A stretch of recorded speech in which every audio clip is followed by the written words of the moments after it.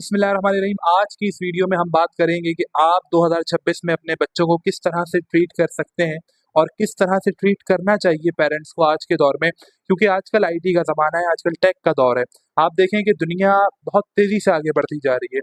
अगर आज आप अपने बच्चों को ट्रीट कर रहे हैं वही 90s और 80s वाले ज़माने में, तो वो बहुत ज़्यादा यूँ समझें कि मार्केट से एक्सीड हो चुका है। और अगर आप आज के दौर में ट्रीट कर रहे हैं 2026 वाले उसमें, तो वो भी मामला जो है ना थोड़ा-सा खराबी की तरफ जा सकता है। तो इसका बेहतर हल ये है कि हम जो है वो 5 मैंने इस पे चीज़ें जो है वो लिखी हैं और थोड़ी रिसर्च वगैरह भी करी। निकल के 5 चीज़ें आई तो भई वो हम आपको बताते हैं। रूल नंबर 1 है कि आपने अपने बच्चों को ज़्यादा डीमोटिवेट नहीं करना। आपने ये नहीं बोलना तुम फेल हो जाओगे, तुम कर नहीं सकते, तुमसे नहीं हो पाएगा। नो, आपने कहना है कि तुम कर सकते हो, यू कैन डू इट। आप ये वाली बात अपने बच्चों में नहीं लाएँगे, आप बहुत अच्छी तरह से ट्रीट नहीं कर सकते 2026 में। रूल नंबर 2, अपने बच्चों को अपने पास बिठा के बातें समझाएँ। आपको याद होगा एक वक़्त था जब हम लोग बच्चे हुआ करते थे, छोटे हुआ करते थे, तो हमारे घर के बड़े हमें कहानियाँ सुनाया करते थे। आज वो सब चीज़ें ख़त्म हो गई हैं। आज अगर बच्चा रोता है तो उसे मोबाइल दे दिया जाता है, ना कि कोई कहानी, कोई स्टोरी, कोई सबक उसको दिया जाए। हम बच्चा खाना नहीं खा रहा, मोबाइल दे देते हैं। नो, आप उसको टाइम दें, उसको बताएँ, उसको चीज़ों के बारे में बताएँ। जब उसको एक चीज़ की अहमियत का ही अंदाज़ा नहीं होगा, तो वो आगे कैसे उस चीज़ को जो है वो परस्यू करेगा, कैसे उस चीज़ पे अमल करेगा, उस चीज़ को करेगा। तीसरा रूल, अपने बच्चों पर नज़र रखें।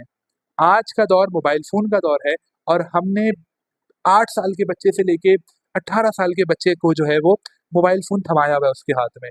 तो अपने बच्चे पे नज़र रखने का मकसद सिर्फ़ ये है कि आप देखें कि क्या उसका स्क्रीन टाइम 4 घंटे से ज़्यादा है? 4 घंटे भी बहुत होता है। 2 घंटे से अगर किसी बच्चे का स्क्रीन टाइम ज़्यादा है, तो ये उसके लिए भी और उसकी सेहत के लिए भी मुज़िर है। 2 घंटे से ज़्यादा स्क्रीन टाइम बच्चों का नहीं होना चाहिए। बड़े हैं तो बड़े भी अर्निंग और लर्निंग, बस। तीसरा, अगर स एंटरटेनमेंट वाली साइड जो चले जाते हैं ना लोग, वो मैं कहता हूँ कि फिर थोड़ा-सा मामला खराबी की तरफ जाता है।